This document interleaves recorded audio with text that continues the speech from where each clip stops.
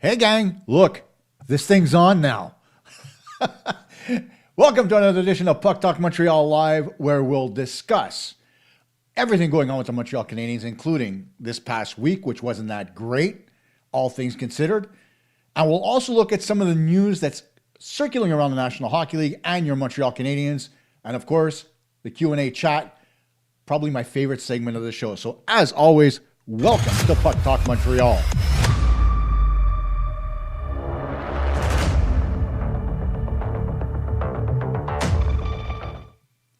So before we go any further, the first thing I got to do, everybody, is I got to take the time to let you know that my daughter's home. For those of you that follow the show, she was ill earlier in the week. She's fine. Things are going better. She still has a couple of follow-up appointments to do, but she's back home, which is the important part. And thanks again, everybody, for being so wonderful as far as she's concerned. I passed on all the well wishes. She was really thankful for them. She hates being on camera. Otherwise, she would be sitting here saying, thank you, but that's not what's happening. So thanks, everybody. I appreciate it as her dad. And of course, you know, it's what makes the world go around, right? Is our kids.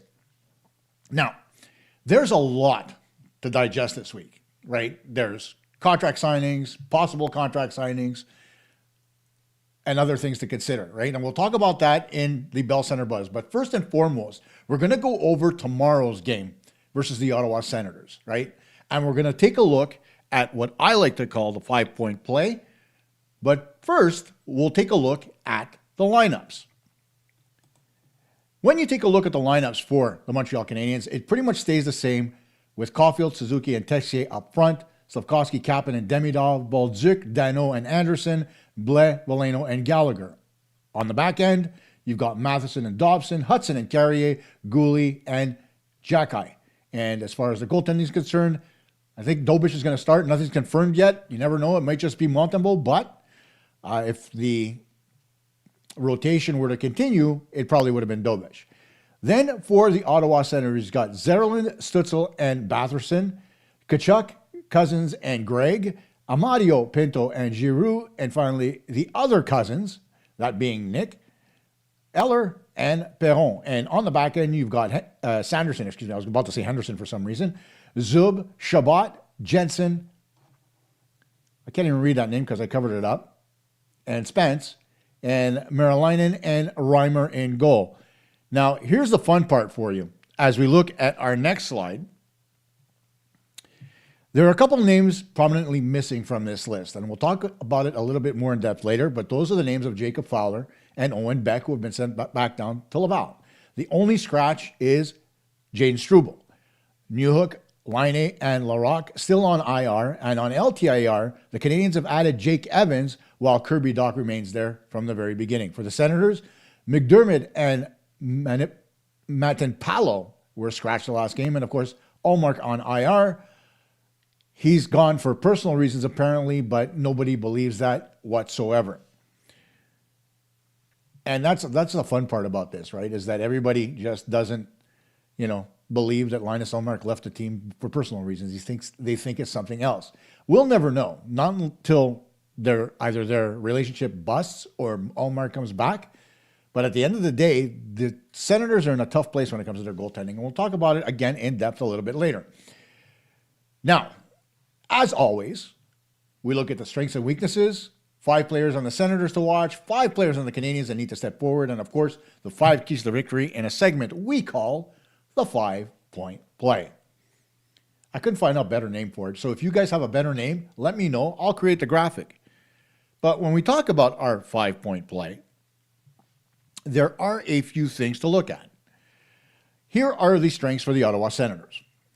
So they've got an elite defensive core. When you take a look at their D, it's led by Jake Sanderson, Artem Zub, and Thomas Chabot, to name a few. And their young core is really, really good. Ottawa's blue line has become a strength rather than a weakness for them. It's anchored by Sanderson, and it's deep enough to roll all 3 pairings at any given time. They can provide defensive coverage, and they can be good offensively as well. So the overall defensive reliability compared to the past is much different for these Ottawa Senators. They also have extremely strong face-off play. When you look at the centermen right down the middle, starting with Tim Stützle, statistically the Senators have been one of the best teams in the NHL at winning face-offs, which just consistently helps them have control of the puck and dictates the pace in key situations. And that's something that we clamor for in Montreal, right? It's the whole reason why we went out and got Phillip Danault, thinking that he would be able to get possession of the puck off draws and increase that for the Canadiens, given the fact that they were having trouble earlier on in the season. The Senators also have a very young core, much like the Canadiens do, that have a very good upside. With star forwards like Stützle, who I've already mentioned, along with Dylan Cousins, Ottawa has a talented and improved core that could generate offense and drive play not only at 5-on-5, but they could dominate on the power play once they get used to it. Their depth on defense and their prospect pipeline is beyond anything that anybody could have imagined. They've got their established defenders already, but the Senators have depth and promising prospects pushing for the NHL, which adds long-term defensive stability and internal competition. Again, something we see here in Montreal. So overall, when you take a look at it, it's great for the Senators, right? And very, very similar to what we have in Montreal, with the exception of one thing. The Senators are much more physical, led by, of course, Brady Tkachuk. Then, speaking of Tkachuk, you have to look at the leadership and the way they're developing their culture. And before I even get to the Tkachuk, right, the leadership starts with General Manager Steven Stamkos, okay? I've had the privilege of meeting Steve Stamkos when he was the GM of the Hamilton Bulldogs of the Ontario Hockey League, the team that Michael Andor used to own. And we were doing a function for D-Skate, and I had the privilege of meeting him and had a few minutes to talk to him. And his philosophy about building his junior team is much like what he's doing right now at the NHL level. And I mentioned this the other day, that getting that experience at the junior level really helps you as far as being able to build your team and to bring it forward and lead by example, because you want to bring a certain identity to your hockey team. And that's what Stamkos is starting to establish here. Young, fast, physical, all of it. And so the leadership starts in the head office. Then you've got on the ice Brady Tkachuk, Claude Giroux. I mean, you've got veteran leadership on this team, including David Perron too, who I almost forgot, which is second to none. And that's something, an intangible, that the Montreal Canadiens are missing a little bit. So, kudos to the Senators for having that depth as far as their leadership is concerned. And their prospect pool is only going to get better. As Stamkos gets more draft picks and is able to build through the draft and get the players he wants, the Ottawa Senators are going to become that much better. No, they're not exactly where they are right now, right? They're not where they want to be. But they certainly have the right pieces to get there. And that's an encouraging thought for anybody who is a Senators fan. Next up on our list is their weaknesses. And I mentioned Linus Ullmark before. It starts with very inconsistent goaltending. That's the whole reason why they went out to go get James Reimer, to try to solidify things as far as their goaltending position is concerned. Not really what you would think an NHL team would do, going to get a retread like Reimer, who's really well past his prime. But Ottawa struggles to get steady goaltending or game-stealing performances from between the pipes. And so they're looking for somebody to stabilize that. Strong stretches, often followed by lapses that swing momentum quickly, are something that happens in goal way too often for the Ottawa Senators. They need stability. They used to have it, not necessarily just with Ullmark, but when they had Craig Anderson as their goaltender a few years ago. Now we know Anderson is retired, but you would think that the Ottawa Senators might be one of those teams that reaches out to Marc-Andre Fleury. I don't know if that's going to happen. I don't know if it has happened, but if it hasn't happened yet, it's never going to. But that's one of the parts that, oh my God, the Ottawa Senators absolutely need to fix in the absence of Linus Ullmark. Then, because they're young, much like the Montreal Canadiens, again, very, very similar as far as the teams are concerned, they break down under pressure. And we've seen that happen with the Canadiens as well. Despite the fact that they're improved on the blue line talent-wise, it's the hockey IQ that isn't exactly where it needs to be. And so, their coverage can unravel against aggressive forechecks, which leads to high danger chances, which is something the Montreal Canadiens capitalize on more often than not. Then they have streaky scoring. There's not really any real consistency other than perhaps Stützle in the lineup, right? You're going to get the occasional goal from Pinto. You're going to get the occasional goal from Amadio, occasional goal here and there. But when their top scorers are rolling, Ottawa can hang with anyone. But when they're not, their scoring dries up and it goes cold for stretches. And that's when they suffer the most.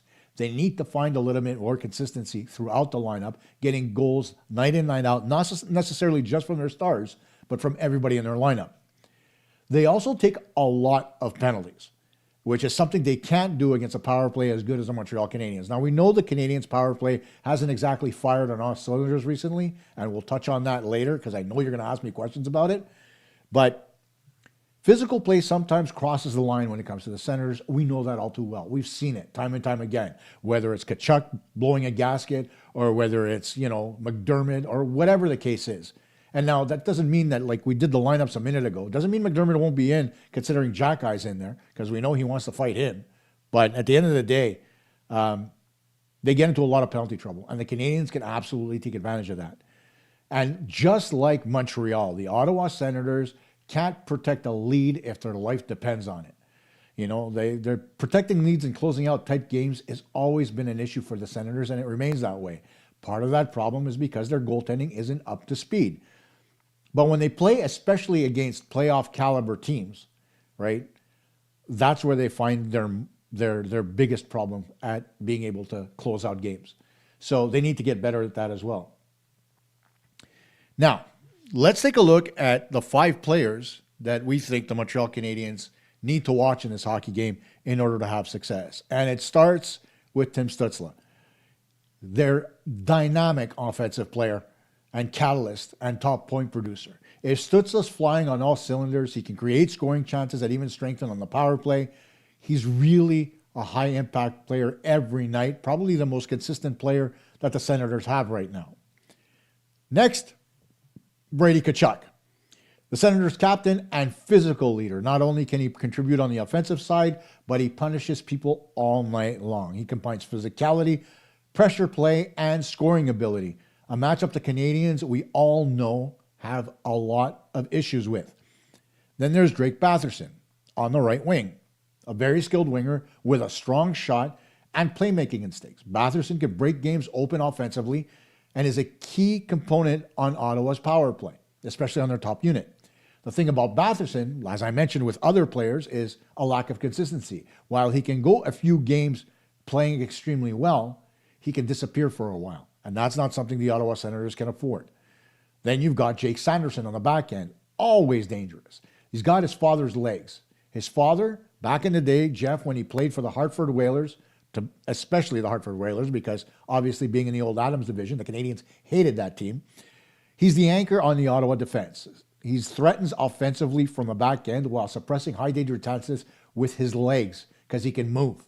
He's not just a guy that can go out there and create offense. In the defensive zone, he can get to point A to point B very quickly, and he defends in a way that allows him to create transition offense and set the tempo for his line mates. And of course, there's Shane Pinto. Shane Pinto, of course, plays on the third line right now for the Ottawa Senators, but is a versatile offensive player who's been rewarded with a multi-year extension, and he adds secondary scoring and reliability in key situations. But again, he's been inconsistent. One thing, though, for sure, he always scores against the Montreal Canadiens, a lot like Jeff Skinner used to do when he played for the Buffalo Sabres. Count Pinto in for maybe a couple of goals in this hockey game. Mark my words, he's going to get at least one. He always does. Finally, next we'll look at 5 Montreal Canadiens that needs to step up. Now, I mentioned some of these guys, despite the fact that they've gotten points recently, but they need to step up. And it starts with Nick Suzuki and Cole Caufield. I'll put a bunch of two of them together. Why? Because they're on the same line. Against the Buffalo Sabres, the Sabres focused on the Slafkovsky line as to try to mitigate the offense that they create, and it worked. Slafkovsky had a really tough game, as did Kapanen and Demidov, and at the end of the day, they weren't able to put up points. That allowed the first line to get some offense, but it really didn't hurt the Sabres long term because They got Tage Thompson against the Suzuki line, and that hurt that line big time. 5 points. Jesus. Enough to be said there. But Slafkovsky is the Canadiens' points leader. Caufield's the Canadiens' goal leader, and he's a clutch shooter, right? So they both need to find ways to change the game up, right? Whether it's Suzuki driving offense, controlling possession, and creating scoring chances, or whether it's Caufield's ability to finish and change a game really quickly with one little stick handle or one little quick shot over the goaltender's shoulder. They both need to be a little bit more involved in play. It's one thing to sit back and say, yeah, they're missing Slafkovsky. It's another thing to completely just blame it on the winger that's missing and then say to yourself, okay, I've got an out. They need to push it and push it hard. And I'll tell you why later. Then, of course, there's Laine Hutson. The thing about Laine Hutson is I'm not talking about his offensive play. We know he's a core offensive player, right, when it comes to the Canadiens' offense. He drives play by bringing the puck up the ice. He quarterbacks the power play. He's got to learn to shoot the damn puck more often. And if he's not going to do that, then you might as well put Noah Dobson on the power play or Kaiden Guhle or whoever else. You need that threat to shoot the puck. So Hudson's got to do that. And if he's not going to do that, it's going to hurt the Habs. And the other thing he's got to do also is be much more responsible with the puck in his own end. He's been making mistakes of late. And while you say to yourself, okay, because he's so offensively talented, we could live with those mistakes, in recent games, those mistakes have cost the Canadiens big time. So pull back a little bit on pushing out of the offensive zone with the puck on your stick. Make better passes, and please start shooting the damn puck from everywhere. Don't worry about getting a high velocity shot or the perfect shot. Just get it on goal, create secondary chances, and move forward. Because if you don't have that threat from the blue line, your line is easier to defend against. And because he pairs up with Slafkovsky and Suzuki most of the time, well, there's the problem with that line as well. Then, of course, there's Juraj Slafkovsky. The reason I put Slav here, despite the fact that he's played extremely well over the past few weeks, is that last game versus Buffalo, he had a hard time working through the checks of the Buffalo Sabres. They got physical on him. And if the Ottawa Senators decide to match up Brady Tkachuk versus Juraj Slafkovsky, he's going to find those same issues in front of him versus the Senators. He's got to push through. He's got to be more aggressive. He's got to use his physicality to create scoring chances for his line mates and for himself. He has the ability to do it. He just can't fold up like a cheap tent and not, work through checks. That's what happened versus Buffalo. He had a hard time working through them. Credit to Buffalo because they did a great job, but you've got to put in that extra effort to work by those checks to get offensive scoring opportunities. And finally, there's Demidov. Demidov scoring his 11th goal versus the Buffalo Sabres. He's an elite playmaker and point producer, right? We know he can generate points. He's a great passer. But the one thing that he misses is scoring. He doesn't shoot the puck enough, or he whiffs on it. Something I talked about Laine Hutson about yesterday, where he overstick handles the puck. Don't. Get it in, settle, and shoot. And that's what Demidov has to start to do. He's a great scoring threat and a depth punch that's hard for opponents to match against. So if he's going to be part of the solution for the Canadiens versus the Senators, he's got to be more aggressive. He's got to shoot the puck more, and he's got to open up the ice for everybody else. So Slaf and Demidov on the wings with Kapanen in the middle. Kapanen, he's not really the key piece of that line, is he? Sure, he's scoring goals. He's got 16 on the year, I believe, right now. And when you look at Slaf and Demidov, those are the guys that normally create plays for Kapanen. So Kapanen can finish, but the offense has to come off the wing. And finally, time for our 5 keys to victory. Those keys to victory start with winning the pace battle. Both these teams are quick, and Ottawa thrives with fast-paced, open games. Shut it down. Control their breakouts, be a little bit more aggressive in the offensive zone, get smart puck support, and avoid a track meet. Because if you get into a track meet with the Senators, they can beat you. And that's not something Montreal wants to do. Neutralize Ottawa's top line. Limit time and space for Tim Stützle and Brady Tkachuk, and force them to look for secondary scoring instead. That comes down to what Buffalo did versus Montreal and the Slafkovsky line. Check that line until they're blue in the face. force them into penalties by getting them frustrated, and more often than not, you get the better side of that. Capitalize on specialty teams. As I mentioned, Ottawa takes way too many penalties. So, because they're undisciplined, Montreal can take advantage of that by potting a few power play goals. They got 2 versus Buffalo. I'm sure they can do that versus a team that is lacking as far as goaltending is concerned. And in speaking of goaltending, for the love of God, can you own the slot in the front of the net? Get traffic in front of the goaltenders. Shoot from the slot because Ottawa allows those chances to come. And go in there looking for rebounds aggressively. Force the Ottawa Senators to make plays. Look for second chance opportunities. That's going to be key. The Canadiens need to get bodies in front and hard puck retrievals in the offensive zone to have success. That and absolutely positively peppering their weak goaltending right now would be a step in the right direction for Montreal. Don't look for the perfect shot. Rip it like there's no tomorrow and force the goaltenders to make saves. They're not strong, so make them work. And finally, from Montreal's perspective, whether it's Dobeš or it's Montembeault that's starting tomorrow, you need to get strong goaltending and the defense needs to play well. Man-to-man, we know the Canadiens struggle occasionally against faster teams, but they have been playing much better of late on the defensive side of things. Take away the Buffalo game because Buffalo was just overly physical with them. But when you look at the other games the Canadiens played, they've been very good in their own zone. Other teams have been opportunistic.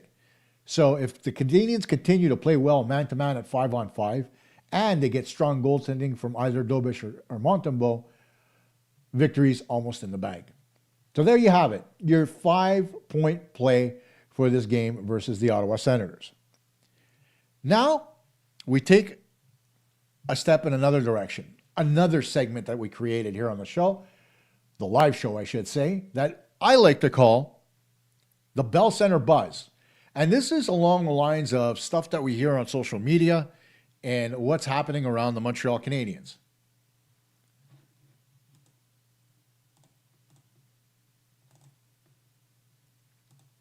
Don't ask me what just happened there. I have no idea. But anyway.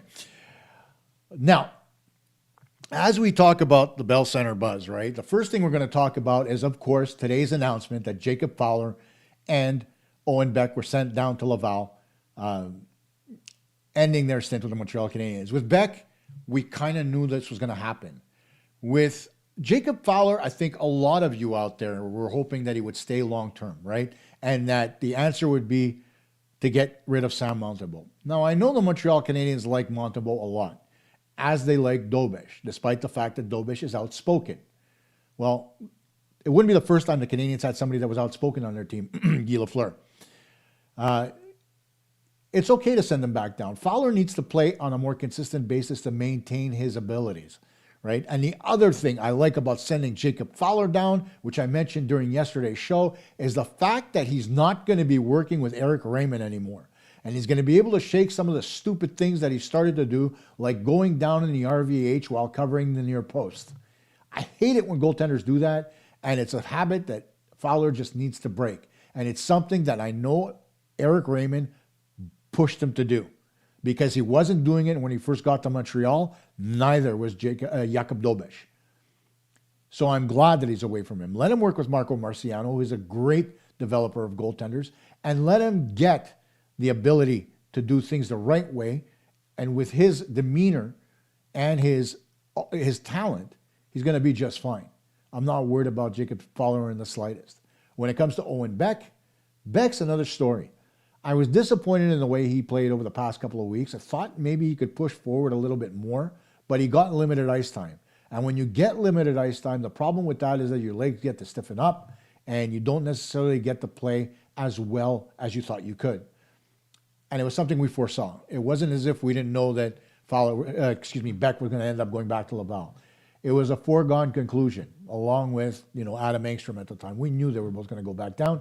And with the Canadiens starting to get a little bit more healthy, after all, Jake Evans, Patrik Laine, and Kirby Dach were all on the ice today in regular jerseys practicing with the team in Ottawa.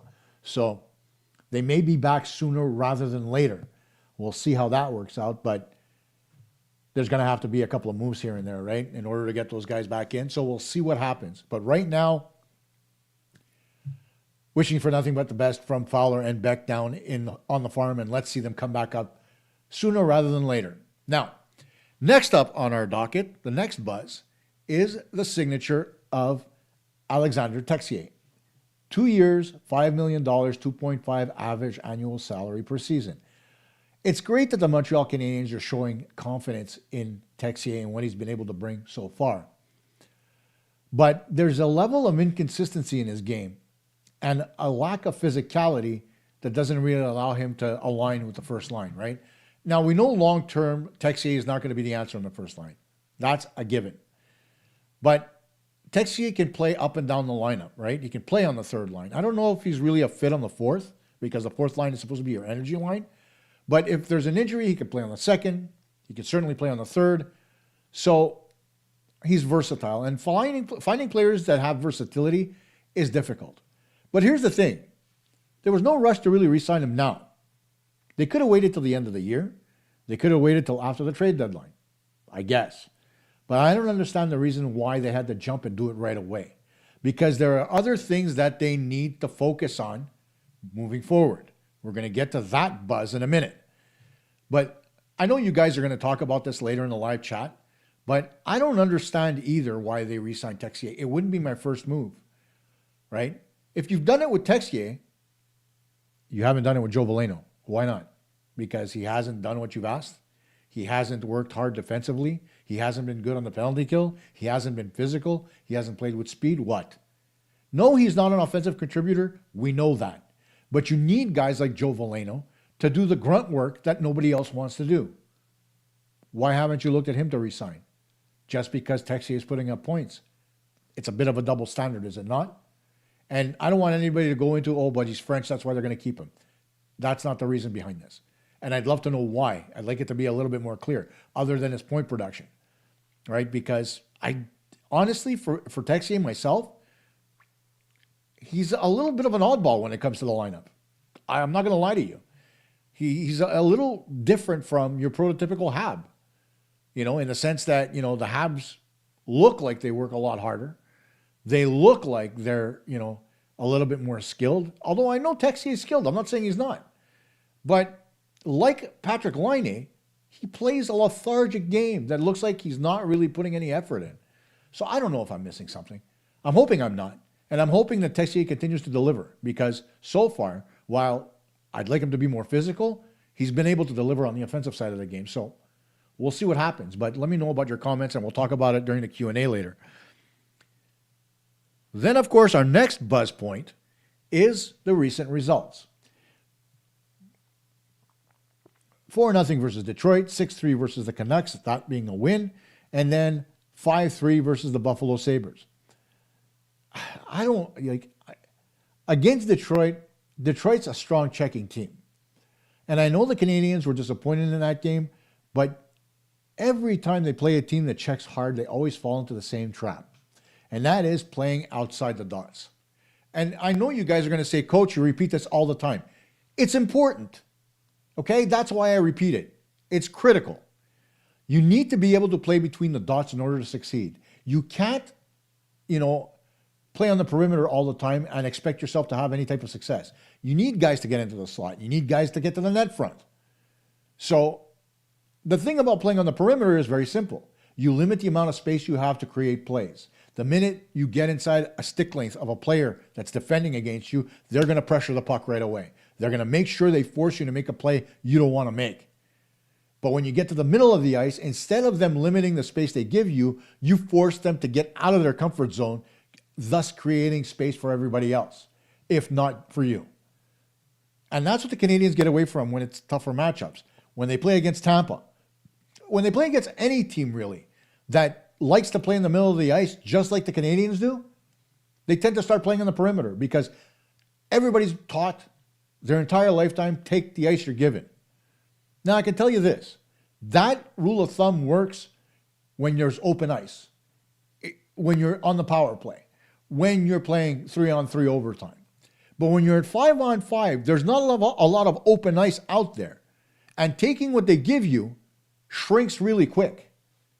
It's like a cornerback in football, all right? He gives you a bumper, 5 yards.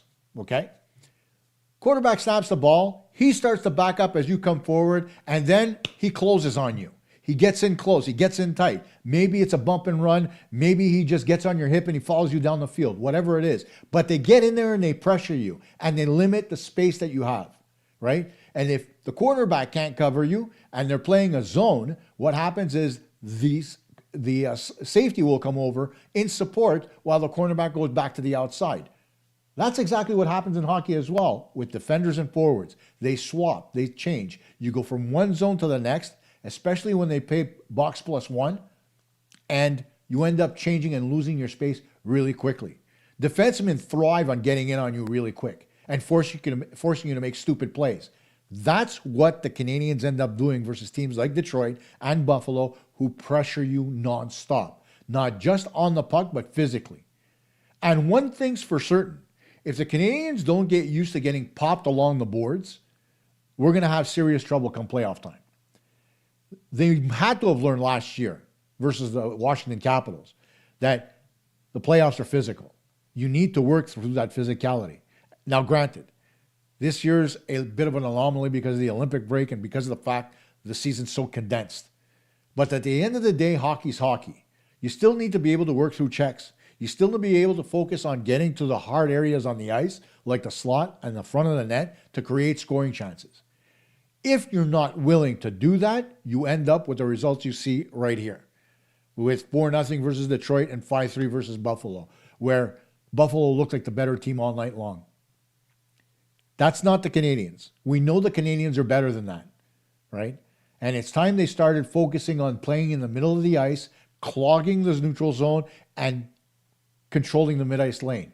Maybe instead of being the team that gets pushed into the boards, maybe the Canadiens could start being the team that pushes their opponent towards the boards instead. I'm just saying. Next on the buzz is, of course, Laine Hutson getting his 100th assist of his career. He did it in 105 games. Bobby Orr did it in 102. None too shabby and nice company to be among. Now, the one thing I'm going to say about this is, along with those 102 games that Bobby Orr played, getting 100 assists, he also scored a bunch of goals. And the difference is that he used to shoot, and Laine Hutson doesn't. And there has to be a balance. So, for as much as this is a great milestone for Laine Hutson, and I got distracted by something on the chat that I'll get to later. But like I was saying, despite the fact that this is a great milestone for Hutson and he's the second fastest player to get to 100 assists, it's easy to get to 100 assists when all you do is pass the puck to guys that can finish. If you can't finish, that's where your game starts to lack. But still, he's an offensive catalyst. He gets points nonstop, and that's great for the Canadiens, so long as the forwards and his defensive partner can finish. But if they struggle to finish, he needs to start shooting the puck a little bit more to create versatility on whatever line he's matched up with. Now, here's the thing I didn't like about the Texier deal. Moving forward, you're going to have two entry-level deals coming to an end. One is Oliver Kapanen. Two is Ivan Demidov. So here's the question I'm posing to you, and I want you to put in the chat. Who gets what? Because right now, I'm not ready to give Demidov $9.5 million over the next 8 years, and I'm certainly not going to give that to Kapanen. Kapanen, I could see the Canadiens signing him in the realm of maybe $5 or $5.5 million for the next few years.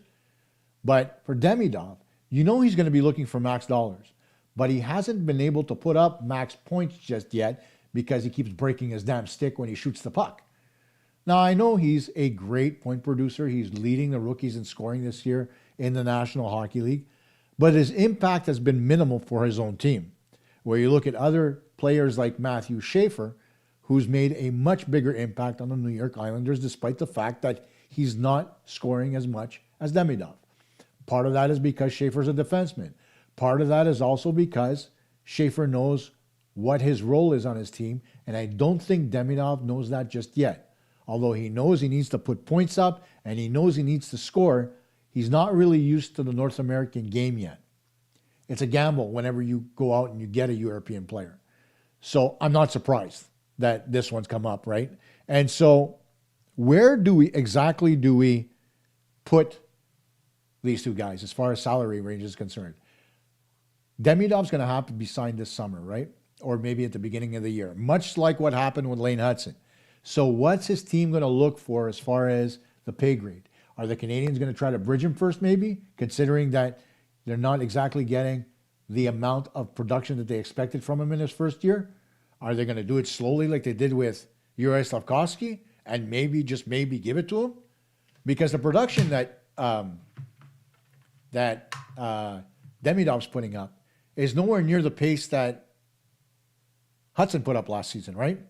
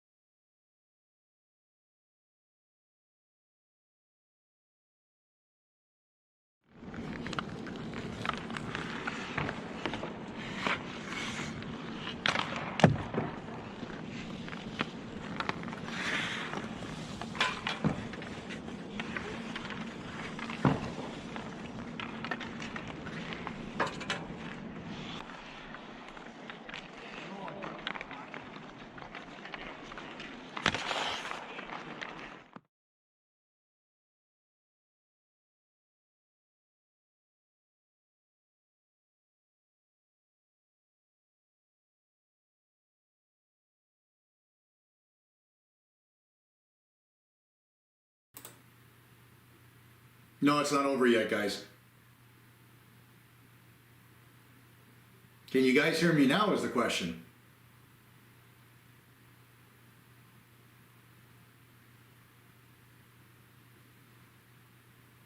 Okay. Hang on.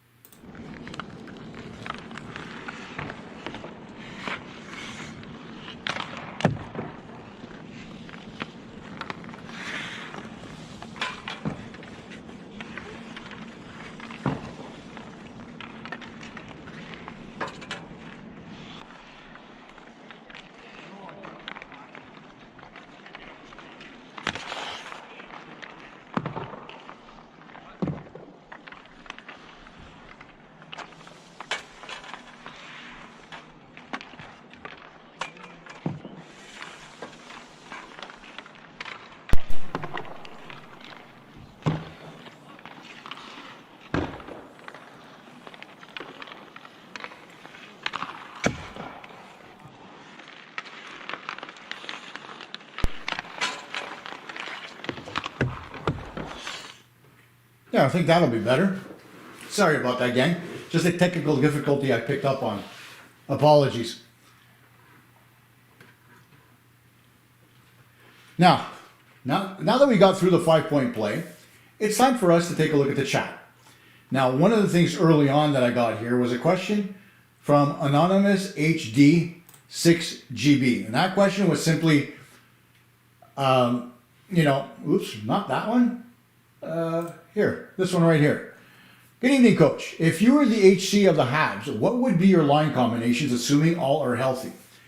Now, that's a difficult question to answer when it comes to line combinations, because I'm really the type of guy where I want somebody who's got some physical presence on the line, right? I've always been that way. And so, it's nice to have skill on a line, and unless you've got elite skill throughout your lineup, then it's kind of hard to say. But one thing's for certain, when I look at my lines, I look at 2 guys with skill and 1 guy who's physical. I look for a shooter, I look for a playmaker, and I look for a physical guy who can get his nose dirty in front of the net. So let's start with the first line. I would keep Slafkovsky and Suzuki together, and I would have never, and I mean never, moved Slafkovsky out of that line personally. They were playing extremely well together, and I didn't think Slafkovsky should have been moved down to play alongside the rookies. Now, if they're healthy, the Canadiens don't need to do that, right? They don't need to drop them down to the second line because Alex Newhook was playing extremely well. So my first line would be Slafkovsky, Caufield, Suzuki. Second line would be Newhook, Kapanen, Demidov. Third line, would be Josh Anderson, Joe Veleno, and Patrik Laine. Why? One, because I want Laine to play a little bit better at 5-on-5. I'll give him power play time, but I want him to play a little bit better 5-on-5. And so in order to do that, I want to give him a little bit more of a defensive responsibility, playing with a line alongside 2 guys that have the skill to finish and the skill to give him the puck when they drive it off the side of the half wall. That's what Anderson can do. That's what Veleno can do. And in the fourth line, considering the Canadiens' health, I would say I would put Jake Evans out there along with Philip Danault and Brendan Gallagher. Now, I don't know whether, I know that Danault and Evans are both centers. I get that. But when you take a look at the lineup up and down, there's nothing wrong with having an extra center on the ice and in the lineup. And so Danault would be one of those guys that would have versatility in the sense that I would get him out there in key situations along with Suzuki or whoever else is taking a face-off to make sure that I have a backup plan. That's what I would do on the fourth line, because we know how many times the Canadiens get their asses handed to them with the fourth line. There you have it, right? On defense, I wouldn't really change a thing, right? When you take a look at the defense, you've got to say that Matheson and Dobson make a good pairing together. Guhle and Hutson have shown that they've got all kinds of chemistry together. And then when you take a look at Xhekaj, you absolutely want to have Arber Xhekaj back there. And you could put him with Carrier because they're going to play less minutes. That's where the Canadiens have gotten into trouble, right? With Guhle out of the lineup, Carrier ended up shouldering a lot of that load. And that isn't necessarily Carrier's wheelhouse.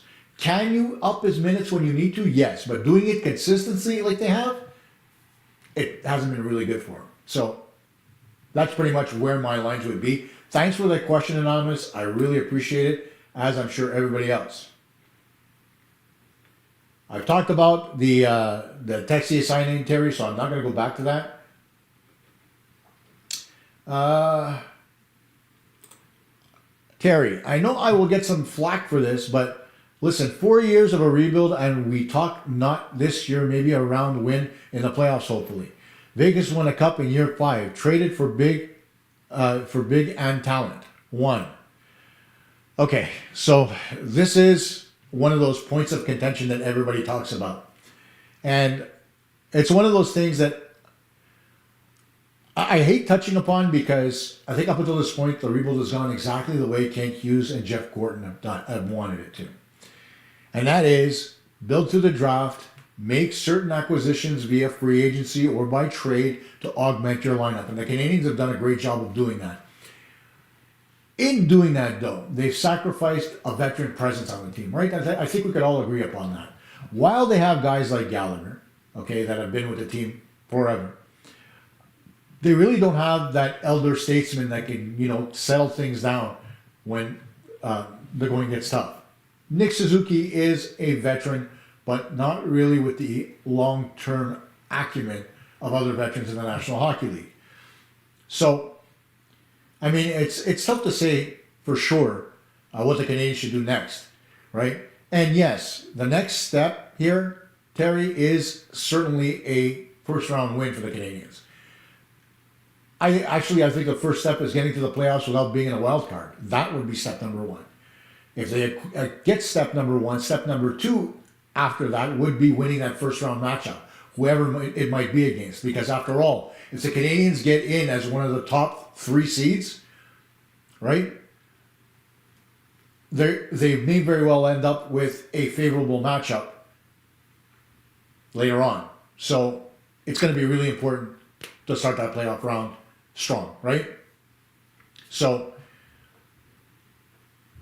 yeah, it's hard to say what I want next for the Canadiens, honestly. But getting that I can't even think anymore. Getting into the playoffs and getting that first round win would be a huge step in the right direction for them. But I don't know if they're still ready for that yet because of the lack of physicality on the team. So we'll see how that goes. Thanks for the question, Terry. Let's see. Hi, Coach. What are your thoughts on Jacob Fowler and his performance in net so far? That's coming from Dance2426. Okay. I really haven't had a problem with Fowler's game. If you look at, other than, okay, obviously the puck's going off the boards and into the net, not much you can do about it, right? Other than, I would say, the goal scored the other night by Josh Doan where he was down in the RBH, I really haven't seen anything from Fowler's game that makes me worry. Okay? I was one of those guys that didn't want to see him come up. I know that Sam Montembeault was struggling, but I would have much rather the Canadiens brought up Kapanen than Kapanen. I keep getting his name mixed up. Than bringing up Jacob Fowler. Why? Because I wanted Fowler to continue to develop and play on a regular basis in the American Hockey League. I don't think it was fair to bring Fowler up and put him in a situation where there was so much pressure on him to perform in what, was a very pressure-packed situation for the Canadiens. That being said, he did. But I really don't think it was the right thing to do. And above all else, I said this when they brought him up, I'm saying it now that they're leaving. God help me if I'm wrong, but I never wanted this kid to be touched by Eric Raymond to begin with. I don't like him as a goalie coach, okay? Call it personal bias. I don't know the guy from a hole in the wall. I've never met him. But I know one thing as I watch, is that every time he gets his hands into a goaltender, their ability to play shrinks. And whether it's a lack of confidence or a change in technique, whatever Eric Raymond is doing to them, it's not working. Okay? You see guys like King Primo go down to the American Hockey League and do well. They come up to Montreal, they start off well, much like Primo did, and then all of a sudden, disappears. They just don't get it back. And Primo just continually lost his confidence, especially when he became the backup coming out of camp last season. So what's there to say? I'm happier he's down in Laval. I want him to play more. I want him to go to the AHL All-Star game. Right? That's in February. And he got picked for that team. So why not let him go down and enjoy that? Okay? The Canadiens, what? They've got 3 more weeks before the Olympic break? Let Monty find his game, which I think he has up until this point with the 4 games that he's played. Let Dobish get back in there on a more consistent basis. And let's see what we've got going into the playoffs.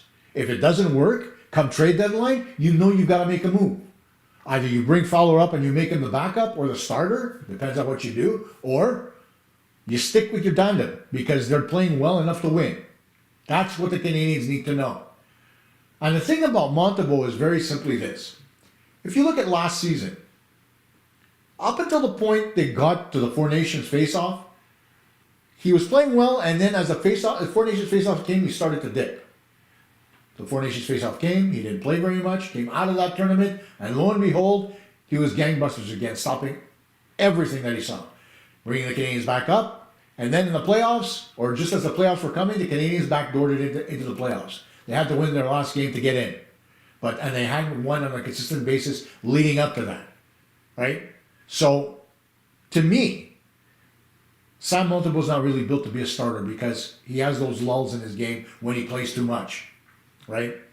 I don't think Jacob Fowler is a starter yet, but that remains to be seen. Jacob Fowler, we know he's got the pedigree to be an elite goaltender. People have already talked about it. Pierre Maguire brings it up all the time. So I don't have a problem with him going down. I want him to play more. I want him to get his confidence. And most of all, I want him to get back to working with Marco Marciano because that was working. Thanks for the question, Dance. I really appreciate it. Terry, we're talking about 6 to 8 years of rebuild. So many guys need to be re-signed and we'll lose guys and it's over, or expansion and lose a great asset. We need to go hard now with the cap going up and let's go. You know what? I've said this a million times, Terry, and I'm not pointing this at you, it's just everybody in general. A rebuild is not something that takes a couple of years to do. That's a refit or a retool or whatever you want to call it. A rebuild is starting everything from scratch, and that's what the Canadiens did. They blew everything up, okay? They blew up their front office, they blew up their coaching staff, they blew up their players, and they started with zero. They started at the basement and worked their way up, back to respectability. That's in 4 years, okay? Yes, the Canadiens are a couple of years away from being a perennial contender. That's okay, though, because that was the plan all along. A rebuild doesn't take 3 or 4 years. It takes a good 6 or 7. So as fans, while we want success now, I think we still need to be patient. I don't think we could jump the gun here. That's the most important part, I think, when it comes to the rebuild. And that's something that we have to take on. I know the cap's going up, and it's going to continue to go up. And is there going to be an expansion? Probably. But as we saw with the last expansion, teams make deals all the time to be able to save their players. So I think the Canadiens will be able to make a deal when the expansion draft, or if and when I should say the expansion draft happens. Good morning from the golf course, Roy. You are on the golf course, right, Mr. Shroud? No Channel, nice sweater, man. Where did you get it?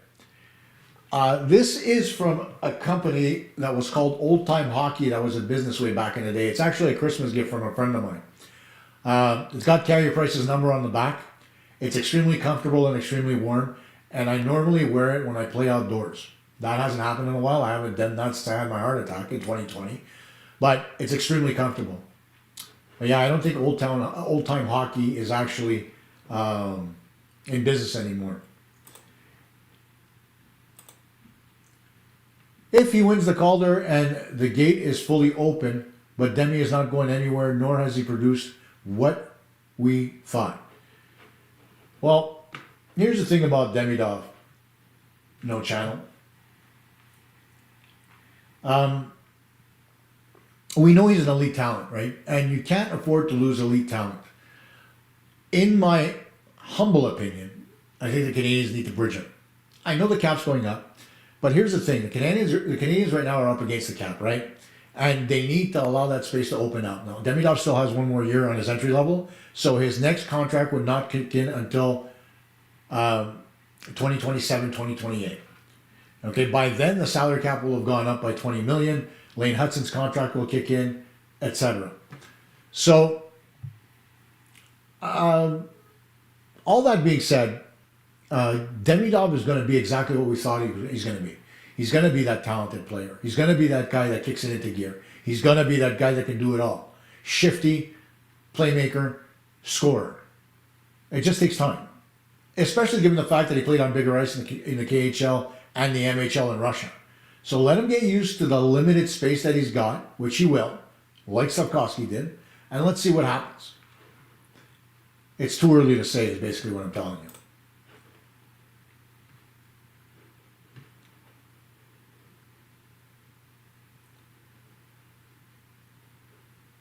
All right. No Channel. Dobson has become your favorite. You know what?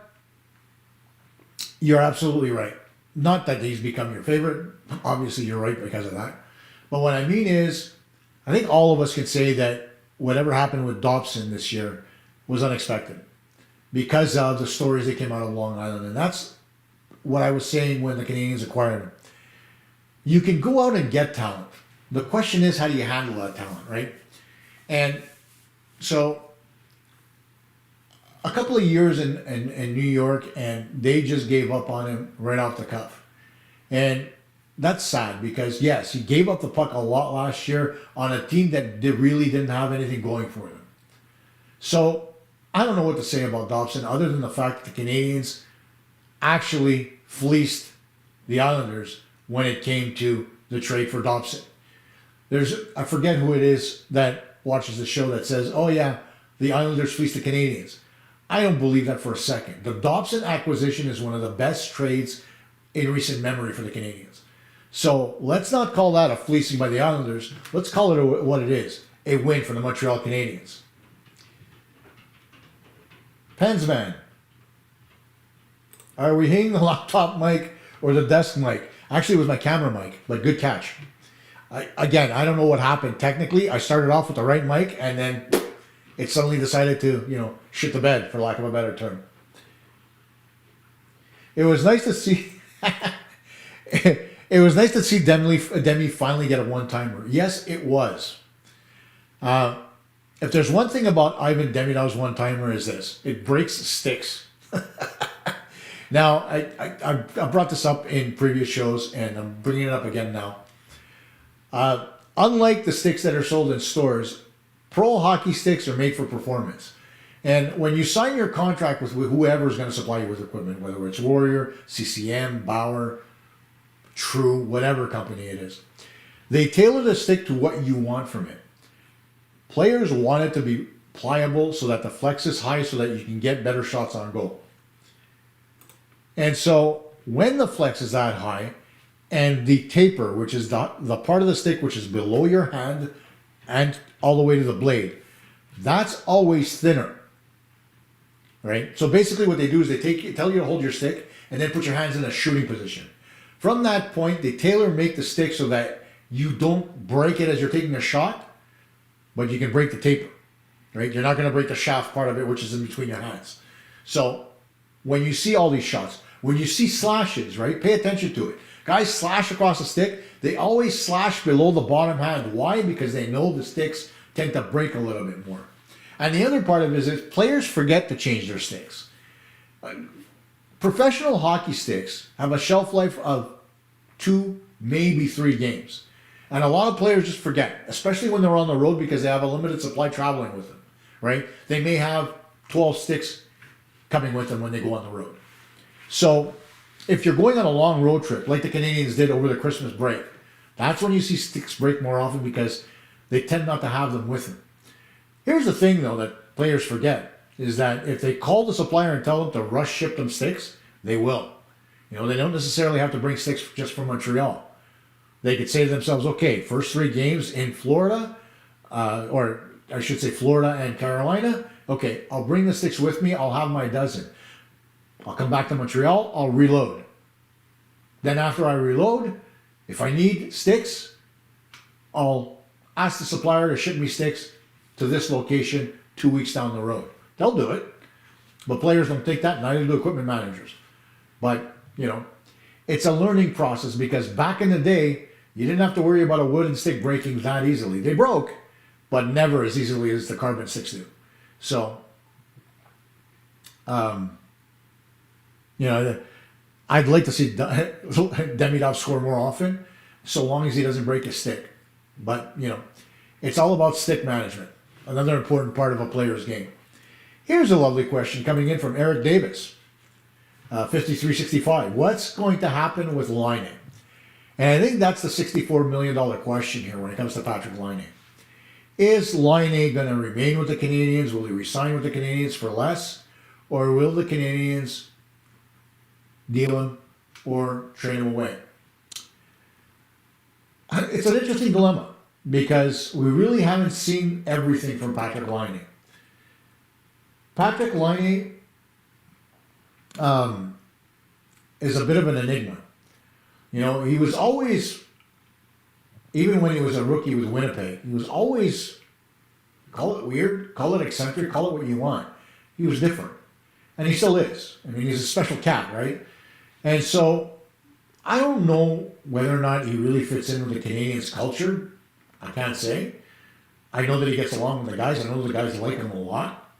And that's the part you have to think about here, is that if it fits in with the Canadiens, and if he can come back and show that he can play a 200-foot game, then the question becomes really interesting. Do you want to keep him? Is his 5-on-5 game good enough to justify him remaining with the team? We all know that he can produce on the power play, right? But the Canadiens' power play has been good without him. So relying on him as much as they used to isn't necessarily something that the Canadiens need to do. But if he can show that he's got a 500-foot game, yeah, we're playing on 5 ice, a 200-foot game, and he can show that he can play within the confines of what Marty St. Louis wants, then why not keep him around for, let's say, $6 or $7 million a year? I don't have a problem with that. He's certainly not worth 8.7. I don't even know if he's worth 7, maybe 6.5, maybe 6. You know, maybe he'll take a hometown discount to stay in Montreal and take a reasonable amount. Who knows? Because he's happy here. And not enough people put a value on the happiness of players. It's an important part of their decision to remain anywhere. Right? If they're not happy in their environment, they're not happy with the way their life is going, they're not going to stay. Just ask Jeff Petrie. His wife was miserable. And he decided, oh, well, I want to go, I want to trade. I want to go back to Detroit. Needless to say, from there, his career kind of went down the toilet. I was going to say tank, but anyway. But that's what I worry about here with Patrik Laine. He's so good offensively. He can produce so many goals with his one-timer. But he's made himself a one-trick pony where he just worries about that one-timer. But he's got the skill to create plays. He can stick handle. He's fast when he wants to be. He may skate like a sloth, but he moves like the wind. That's something that people don't give him enough credit for. So, it is what it is, right? Let's see what happens. Now, no channel, you're asking me. I said I play hockey with that sweater. So how do I tape my stick? What does a sweater have to do with how I tape my stick? Well, I'm one of those guys, number one, and this is very important for all of you out there who play. Anybody who uses white tape on their stick needs to have their head examined. Okay? Here's why.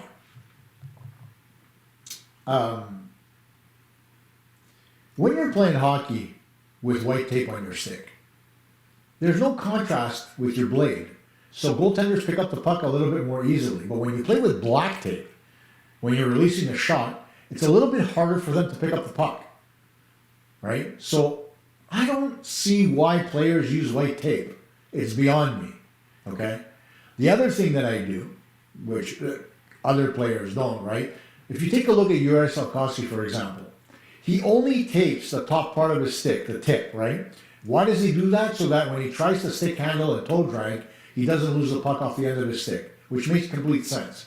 It looks stupid, but the reasoning's sound, okay? He's comfortable with the stick coming off his blade and then catching on the tape as he releases it. I'm fine with that. I'm more of a guy that, I'm not a stick handler, right? I'm not the type of guy that, you know, I'm not going to deke you with my excessively quick hands.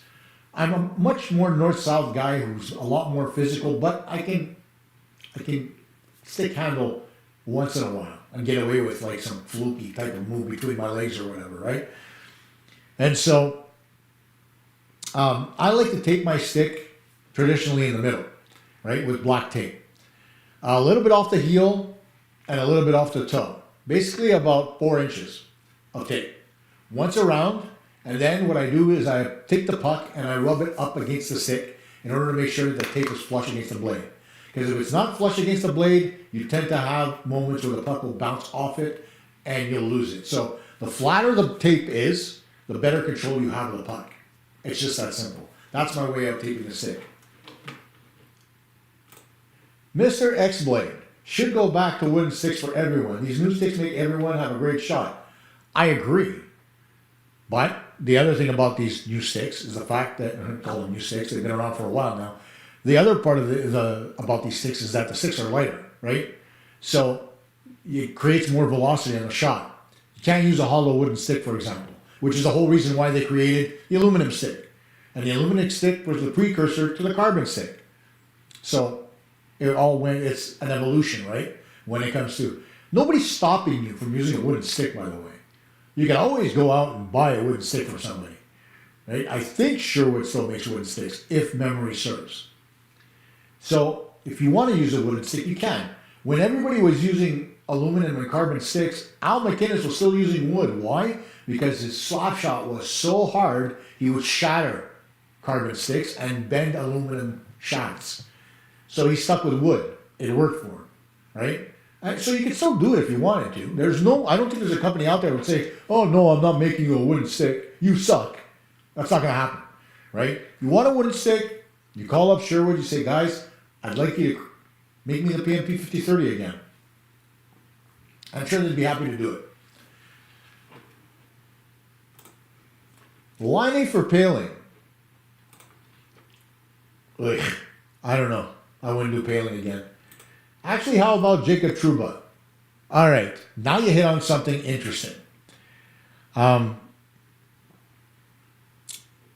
it's in regards to the New York Rangers, right? Because there's a lot of talk coming out of New York right now. Chris Drury just sent out a letter to fans saying, oh, be patient. Oh, we're making changes. Oh, we know you're not happy, but we're going to play hockey in the tradition of the New York Rangers, blah, blah, blah. And the same bullshit, for lack of a better term, that Dolan sent out years ago when Jeff Gorton was the director of hockey ops for the New York Rangers. And the general manager, what happened? Oh, well, after a couple of years of rebuilding the Rangers, and he was going in the right direction, by the way, they let him go. Kind of stupid as far as I'm concerned, because the Rangers haven't quite fully recovered from that, and they're still not recovering, because Chris Drury just hasn't seemed to be the right GM for the Rangers. And so when you're talking about Jacob Trouba, take a look at how they handled it, right? So I don't know if I even look at Jacob Trouba to bring him to the Canadiens. Would I like to have him here, have his physicality here, have his aggressiveness here? Yeah, but here's the thing. If you do it right, I honestly think you could build Arber Xhekaj into that type of defenseman, where he plays on the edge, he plays physical, and he can contribute offensively. He can do that. Although, Trouba's right-handed, I don't see why Arber Xhekaj couldn't fill that role. So you've already got that guy in your lineup. And speaking about the Rangers again, Trouba's gone from there, obviously, but now they're talking about Vincent Trocheck or getting moved and Artemi Panarin getting moved. I would love to have Artemi Panarin on the Montreal Canadiens. Vincent Trocheck, not so much.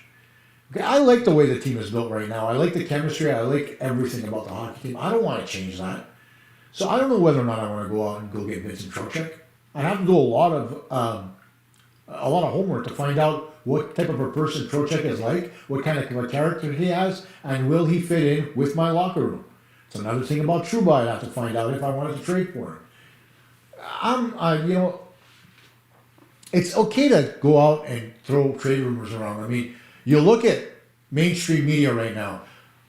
Two different guys from the same network. Pierre LeBrun talking about the Calgary Flames, saying the Canadiens are looking at Blake Coleman. Darren Dreger saying the Canadiens are looking at Nazem Kadri. How about when I asked, they're looking at nobody, but they are fielding calls. People are calling. Are you interested? Maybe. Let me know if you have some kind of a deal on the table and what you're interested in.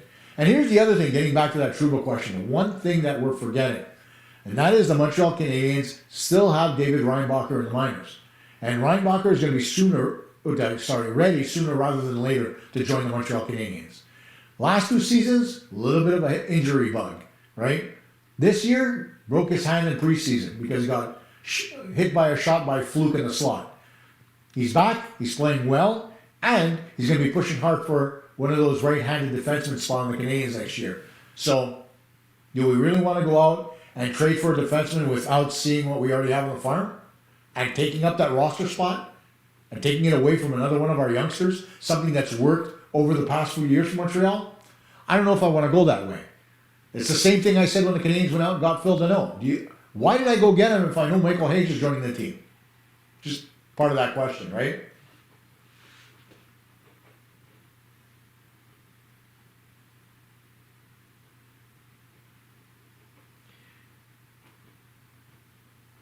Ahoy, I am Phil. Hey, buddy. How you doing?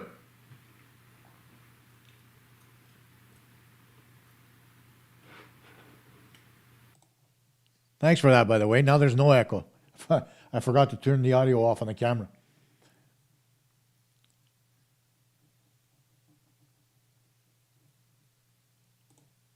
Hang on a second. The rubber blade insert. They sell that sandpaper stuff, but I never liked it. You use the rubber blade insert. I don't get that, Joe. Try to tell me what you mean. As far as the rubber blade insert, do you mean like the carbon blade insert? I've never seen a rubber blade insert. And have I ever used it? If you explain a little bit further, maybe I can give you an answer to that. I really don't know what you mean. I've never seen a rubber blade. I've seen plastic blades that we use for ball hockey, but not rubber.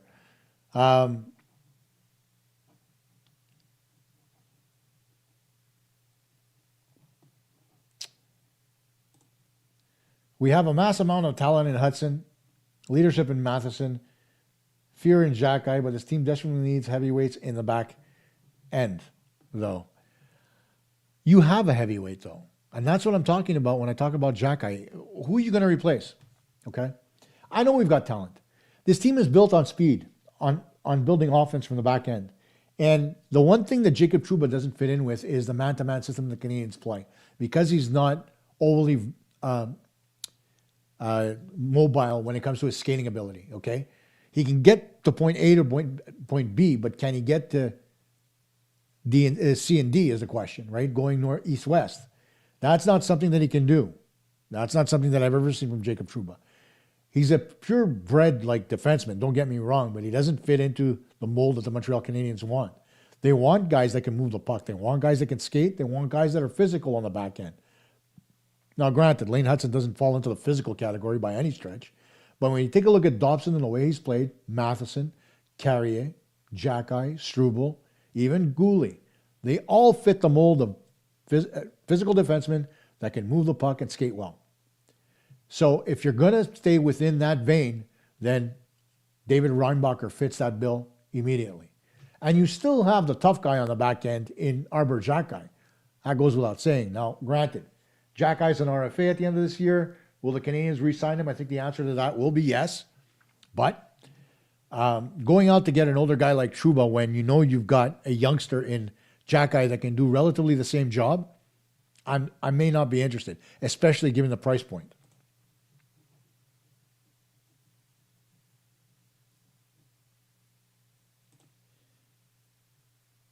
Oh, I know what you're talking about. You're talking about that piece that sticks on the front of the blade, right? No, that, sorry, Joe, I misunderstood. I thought you were talking about something that inserts in a stick. No, I've never used it, to be honest. I'm a traditionalist when it comes to tape, right? I've had guys come out that using tape wax and all this other garbage, right? But I'm still the old guy that tapes up his stick traditionally, you know, just like everybody else. I make the knob with the tape. I tape the blade. I run the puck on the blade. I step on the blade to make sure the tape is tight. All those things that you would do traditionally to get your sticks ready for games, right? The other thing I would do too is I would heat my stick just very lightly to make sure that the tape gets hot so it seals properly. It's very, very simple and very, very straightforward. Now, no channel, I know we need more physicality. That goes without saying. But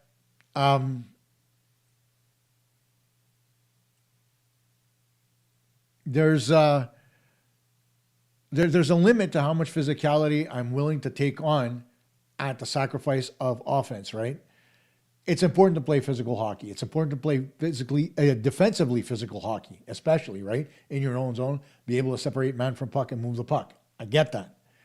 But you got to be able to do that within the confines of your system and the confines of the way you want your team to play within your identity.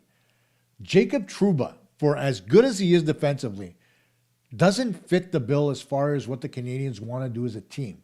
The identity. It's so important. I know it's a catchphrase for everybody when they say, oh, the team's identity is this. It's really important to know what type of team you are. You can't build or rebuild or do anything if you don't have a plan in place. And that plan includes what type of team you want to be.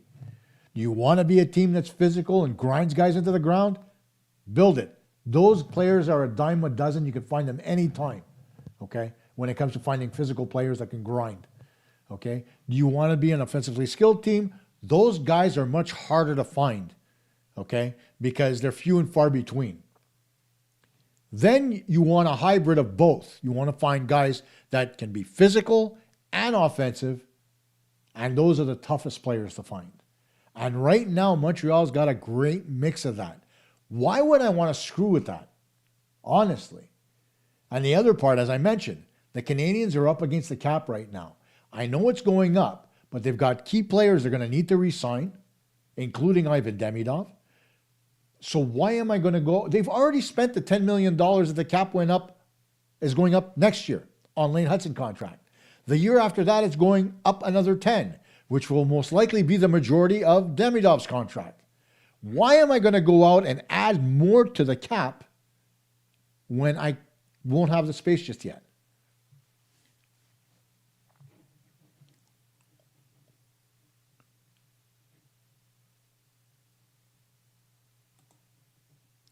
There's an answer for you. Attaboy, Roy. Struble brings too much personal grief, and his wife is a doctor who previously refused to work in Winnipeg or practice in Canada when they were in Winnipeg. So I don't think she wants to be in Canada. No channel. Someone said last stream about Klapka of Flames. What about him? Ending a 2-year, $2 million contract and wants out of there. I don't think there's a player that doesn't want out of Calgary, to be honest with you. Okay, that team's going nowhere fast. So guys, especially who are longer in the tooth, like a Klapka, like Kadri, as an example, like Anderson, Rasmus Anderson. My understanding is he's going to end up with the Boston Bruins. We'll see whether or not that actually happens, but it's a possibility right now. They want those higher end guys want out of there because there's no additions being made to the team. The team was left bare by Brad Treliving, and now you take a look at it, and the Calgary Flames are nowhere near the team that they used to be.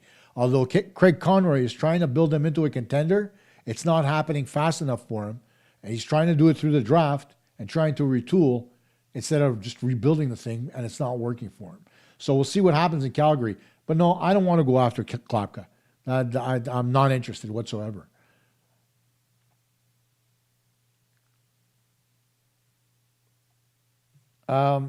Here's something that we didn't talk about, something interesting that came up today that I saw in my feed that took me aback a little bit.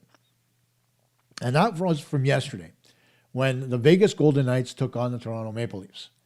It was the first time that Mitch Marner was going to face off against Auston Matthews.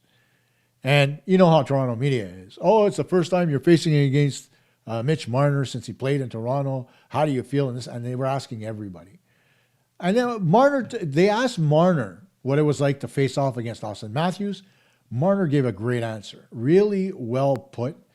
Oh, it's great to play against him. I've played against him before in international hockey. He's a tough player to play against, yada, yada, yada. What does Auston Matthews say? Oh, I'm tired of all these Mitch Marner questions. Because we move on to something else? Really?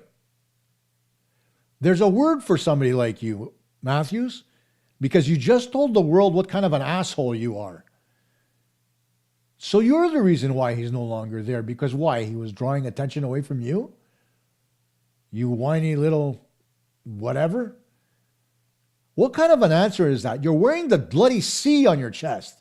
And you answer like that as a representative of the Toronto Maple Leafs? I'm tired of these questions about Marner. Stop asking me questions about Marner. And poor Mark Matthews is there. Message received. What else do you want the guy to say?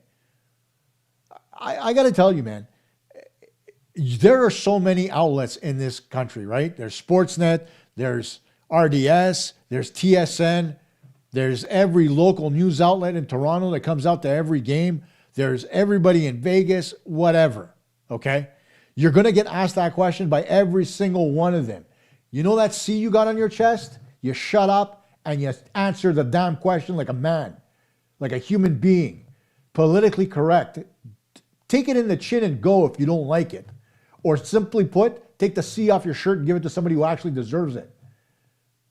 My God, man, I don't get it. The degenerates that they give the C to these days, it drives me crazy. And yeah, Austin Matthews, he's a degenerate.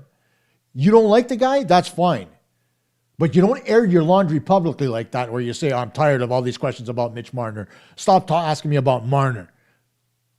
Dude, it's a big story. Answer the damn question. They're all viable outlets, and you came off looking like an absolute prick. Let's put it that way. Austin Matthews. Eric Davis, 5365. Will Anderson get an opportunity on the first line? That's an interesting question. It's something that I asked for a few weeks back, and I really don't know whether or not he will or he won't. I would like to see what he can bring to the table on the first line. I know he can drive play. He's got the speed to keep up with Suzuki and Caufield. He can get in there on the forecheck and get the pucks, much like Slafkovsky did. He can do all the same things Slav can, outside of stick handling through the middle with the puck. That's one thing Slav can do better than Anderson. But Anderson can drive wide. He can get in there on the forecheck hard. He can finish body checks. He can be physical. Everything that Slav was doing at the beginning of this year. So why not try it? I don't know why they haven't. I know that Texier has been putting up points. That's the reason why they gave him his extension. But I'd really like them to put Anderson on that line just to get an answer to that, Eric, because I'd like to see what he can do, honestly. Joe Luna. Crosby is all I want. Instant C, leader, and can go see Marty to work on all his efficiencies. All right, Joe. We're gonna air this out here. Crosby is not going to teach Marty St. Louis anything about coaching. Okay. To put it mildly, this is the second year in a row that Marty St. Louis is going to be up for the Jack Adams Award as the best coach in the National Hockey League. Last season, he unexpectedly got the Montreal Canadiens into the playoffs. This season, they're at the top of the bloody Atlantic Division. What more do you want from your coach? Yes, they haven't played well in the last couple of games, but what more do you want? Do you want him to put the skates on and start playing for the Canadiens now? I'm sure he could do that. He's got the bloody tree trunks for legs to do it. But why so critical on Marty St. Louis? What has he done so badly in the last 5 years or 4.5 years to continue to be called upon and called out as an incompetent coach? I want to know. You could have said that in the first year and questioned why they hired a bantam coach, and you would have been right to do so, without remembering that he was the power play consultant for the Columbus Blue Jackets 2 years prior to that. And then he gets the job as the coach of the Montreal Canadiens, and he's learning on the job.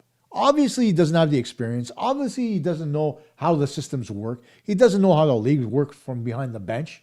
But I think in the time he's been behind the Canadiens bench, he's proven that he knows what he's doing. And so this whole Marty St. Louis doesn't know what he's doing thing, that line of thinking has to stop. Until this team goes in the opposite direction and you see no positivity game after game, year after year, stop criticizing St. Louis. I mean, I don't mean to point anybody out here, but it's an old story, and it's one that doesn't have any legs. Not anymore, anyway. It's easy for everybody to point fingers at the coach. It's never easy for people to point fingers at the players. And that's what I try to point out to you guys every game, okay? When I use the word invisible, it's not that guys don't get shots on goal. It's not that guys don't get points. It's that guys don't have an impact. I don't count a secondary assist as being impactful on most plays. There are oftentimes occasional plays that merit it. But a secondary assist is literally a gift from the guy who gave the primary most of the time. But those guys, you never hear people calling them out in Montreal, do you? People are criticizing me for saying, oh, you're hard on Texier. You're damn right, because he's not playing the way the first line needs. That's why I'm hard on him. Okay? Why was I hard on Montembeault for the last year and a half? Because I saw what happened coming. But everybody criticized me for it. Oh, you're too hard on Montembeault. Was I right? Yes. Am I right about Marty? I think I am. I've done enough coaching through my lifetime to know when a coach is BSing it or when he's doing it right. And the one thing that Marty St. Louis does better than the majority of coaches in the National Hockey League outside of John Cooper is he talks to his players individually if he has to. Okay? He doesn't group it. He doesn't yell at everybody. He'll take a player aside and talk to him. He'll show him on video. He'll try to get him to understand his thought process before he leans into him like yesterday's news. That's what good coaches do, and that's what Marty St. Louis does. He's dealing with a group of young players. He's developing these players into perennial playoff contenders. If you think that's an easy job, then you go do it. I would never be ready to do it. I don't have the acumen for it. I don't have the experience for it. Marty St. Louis does as a player. And so as a player, you get to understand those little nuances as far as how you like coaches to treat you. There's a reason why he got along with John Tortorella. John Tortorella, for all the barking that he does, is a player's coach. His players love him. They'll go through a wall for him. Very rarely did you hear a player come out and say, John, I hated playing for John Tortorella. Rarely. Within Le Cavalier. But most of the time, everybody loved Tortorella, as did St. Louis. And he took those lessons of how Tortorella treated him, and he applied that to the way he wanted to treat his players. There's a reason why the locker room's so good. It's because your coach is so good with you. I'm sorry, but I can't take this whole thing anymore with pointing the finger at the coach. A coach has a shelf life, right? Marty, okay, he got extended for another, I think, 3 or 5 years? I can't remember what his contract is. And nobody complained about it. Nobody came out and said, that's a stupid move by the Canadiens. So why are we criticizing him here? Until such time, like I said, that things start to go completely backwards and there's no answer for what he's doing or what the team's doing, then yes. But when you're talking about a team who's sitting third in the Atlantic Division, I think they're sixth in the conference, and you're complaining? Would you prefer that it be 2 years ago when they were down in the tank looking for the first overall pick? Or would you rather they are where they are right now?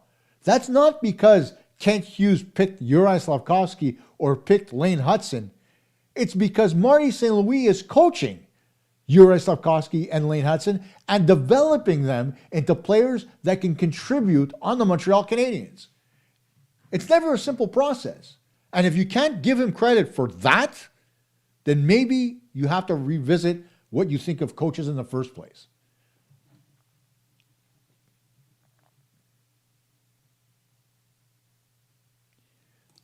Can I nominate Jack Adams? I congratulate Roy for his total 180 with the Islanders. Good coach. He'll never leave a goalie hanging unless the Devils, unlike the Devils and Markstrom. Okay, the other day I mentioned Todd McClellan, right? And I told you that he's got a shelf life. And so does Patrick Roy. And now that's not to say that with the Islanders, it might not be different. When you saw Roy in the National Hockey League the first go around with the Colorado Avalanche, his understanding was that he was going to be more involved in player procurement. And the minute that went sideways, I'm going home. He quit. Okay? Is that any different than what he did to us back when he left the Canadiens to go to Colorado as a goaltender, where he quit on the Habs and the fan base and everybody? No, it's not. And while a lot of people have forgiven him for that, and, okay, have I forgiven Mario Tremblay? Not in a million fucking years. Sorry for the F-bomb, but I hate Mario Tremblay. But when it comes to Roy, I don't necessarily have a problem with his ability to develop players and coach them. Not at all. But again, he's got a shelf life. He's always going to have a temper. And that's not something that Marty St. Louis has. And I like that about him, right? There's times where he'll yell at the referees and whatever, but he doesn't have a temper where he attacks the other team or he attacks his players. And that's something you're eventually going to see from Patrik Roy. You may not see it right now, and the team may be playing very well. But mark my words, a year or two down the road, you're going to see Patty lose his shit. And when he does, come talk to me. But yeah, he should be in the running for the Jack Adams. Let's put that out there. Okay. Joe, if you're going to put the team coming out flat on the coach, no. And no, the game is not 90% coaching. It is not. Okay? It's not even 50%, I don't say. Okay? It's about 40. All right? 40% of the game of hockey is all about coaching. Because, especially when it comes to the National Hockey League. At lower levels, it's different. Because you're developing players at that level to play and get better as they go along, right? I'll give you an example. Years ago, I coached a Pee Wee girls team where I had 4 girls that could skate and another 13 that would be on their ass half the game. Did I coach hockey? Nope. I taught the girls to skate in practice. I didn't worry about shots on goal. I didn't worry about anything else. I sat down and I taught them how to skate. What would I hear? I would hear parents in the crowd yelling to their kids on the ice, "Don't pass to that girl. She can't skate." And I went up into the crowd myself, faced those parents, and I told those parents, if you don't shut up, I'm getting you thrown out of the rink because it was unfair. And as the year went on and the girls began to skate better, I moved on to other things, like teaching them how to shoot, right? So here's the thing about coaching. You need to repeat things at least 1,000 times as a player to be able to learn something and make it natural, okay? So whether it's power play, whether it's shorthanded, whether it's individual or team tactics, they need to be repeated, okay? And when you want to repeat those things, you cannot have personnel that switches over, okay? Because you always reset a little bit when that personnel changes. So getting your team ready and having them on the ice is always 40% of the game of hockey at the NHL level, right? The other part of the game all belongs to the players. And you could break it down into different categories. Skill, that's maybe 25%. Hockey IQ, huge, maybe another 35 or 40%. Okay? And then there's the intangibles, right? Things that you can't quantify. Character, that's another 15%. There's your 100% of how you build a hockey team. Because if you can have the best coach in the world, but if you have a team of 23 a-holes, they're not going to win hockey games. If you have 23 players on your team that can't function as a unit, that's not about coaching. That's about character. That's about stuff in here. You can't blame Marty for that. You can blame Marty for X's and O's and mistakes that are made that are systematic. Okay? But you can't blame him for the mistakes that are being made by the players on the ice.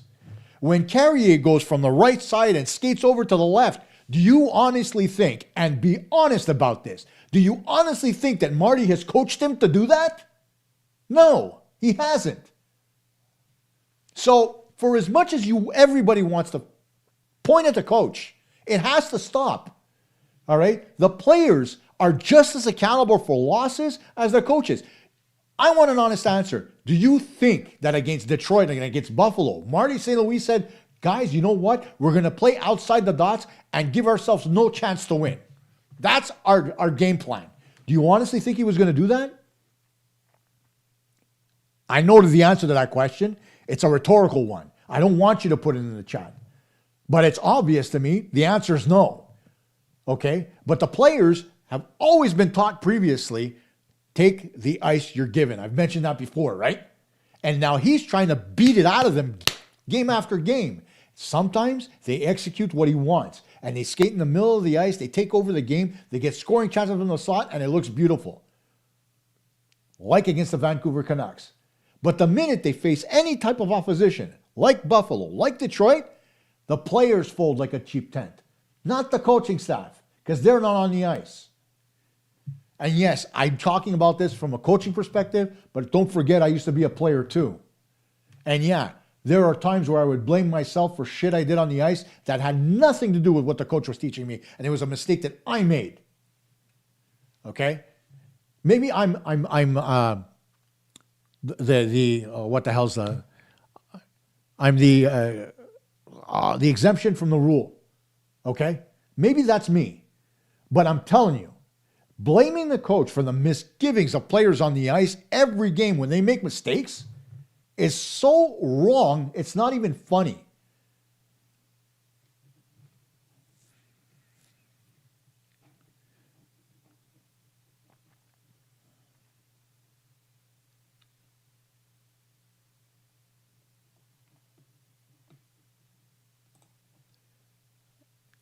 I hate to tell you this, but the Canadiens haven't played with a system for years.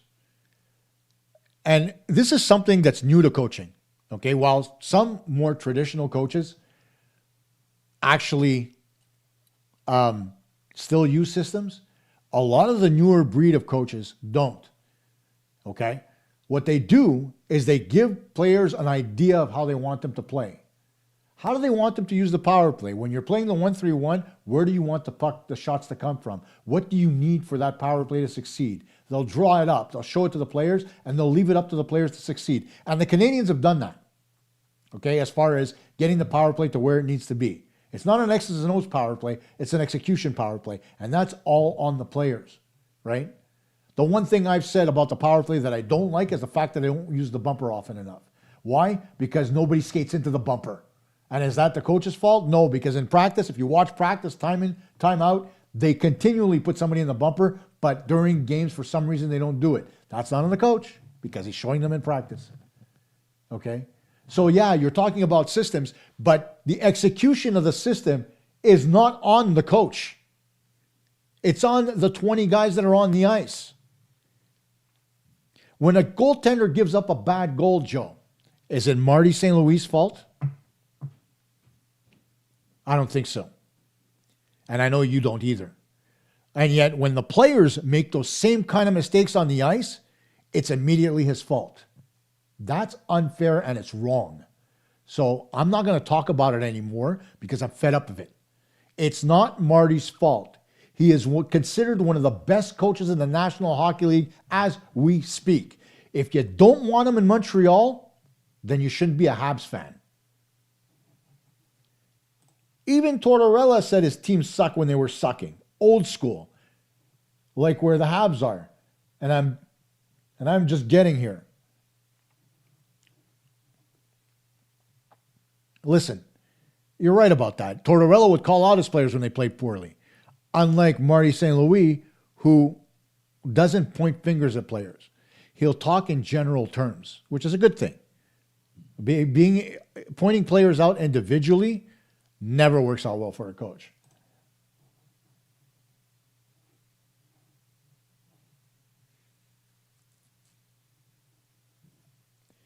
And I'll leave the last word to Joe again. The answer to this is yes. There is no coach in the world that's going to tell their players to go into a shell. Okay? It's a myth. Okay? It's something that was done by people like Jacques Lemaire or Claude Julien. It's not how Marty St. Louis thinks. It's habit that players have that Marty's trying to break.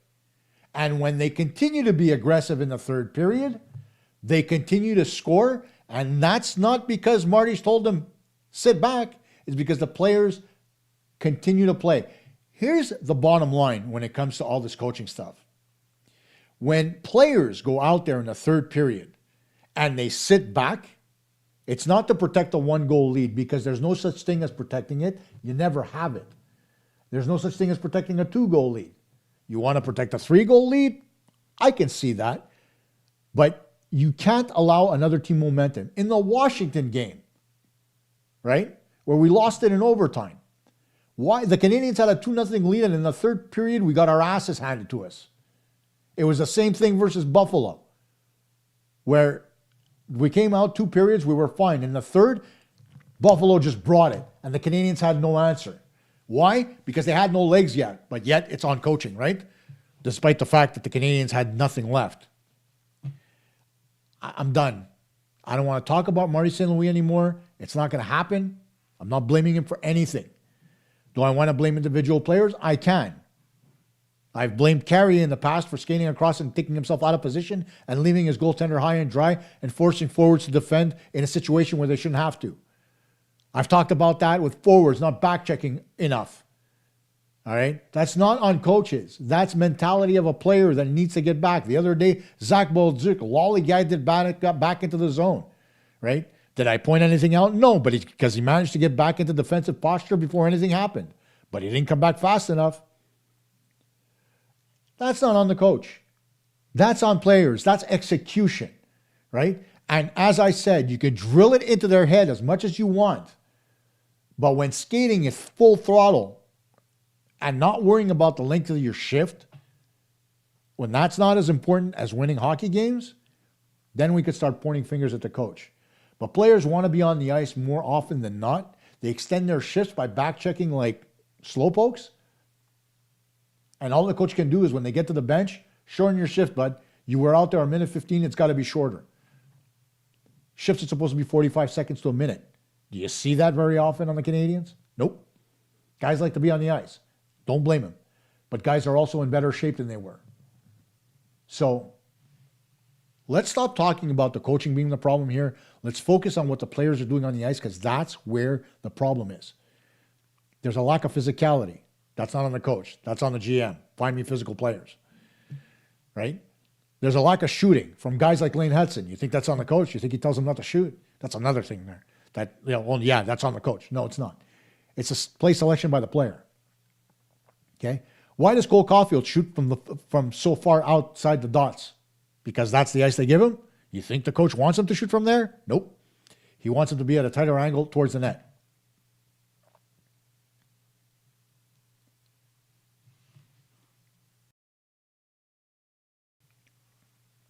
No channel? I'm not cheering for the Leafs. And Joe, what Habs team am I watching? Where does Marty... Okay, I can't. I want you to tell me how he screws up. Okay? Not just in general terms. Specifics. Tell me. Okay? Send me an email, coachk@pucktalkmontreal.com. Tell me where you see Marty screwing up. Enough of this during the show. Okay? You say it all the time in the comments. I want specifics. Not just Marty screws up. How? Okay? And I'll look at what you're talking about. But none of this generality. It's got to be specific. Okay? Because I'm done wasting my time here. Really, I'm done. Because Marty St. Louis is not a bad coach. And he is not doing a bad job with the Canadiens. Despite what you might think.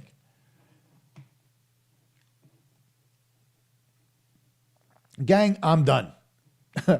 Time to wrap this up and get ready for tomorrow night's game versus the Ottawa Senators. I'm sorry I got so worked up. Excuse me, but that happens. Pardon the technical difficulties. That also caught me by surprise tonight with the microphone. And Joe, it's not personal. Trust me, it's not about you and me. I just want clarity. What are you seeing specifically that Marty St. Louis is doing that you think is bad for the team? If you're going to tell me that he's handling the power play when he should delegate that to somebody else, I will agree with you 1,000%. I don't think a head coach should be handling a specific unit. I think he should be handling that with somebody else. But that's not to say he's doing a bad job with him. But what it does is it takes his focus away from everything else, and it has him focus on the power play. But I digress, because the Canadiens are among the top scoring teams in the league. They just have trouble defensively. Are you going to blame Marty for that? Or are you going to blame Stefan Robida for that? Be specific. Because I blame Robida. Pure and simple. And I have my reasons behind it. But I want to know what you think Marty can do about it with Robida as his assistant coach behind the bench. Really. Good night, everybody. Thanks for joining us live. We'll see you next time.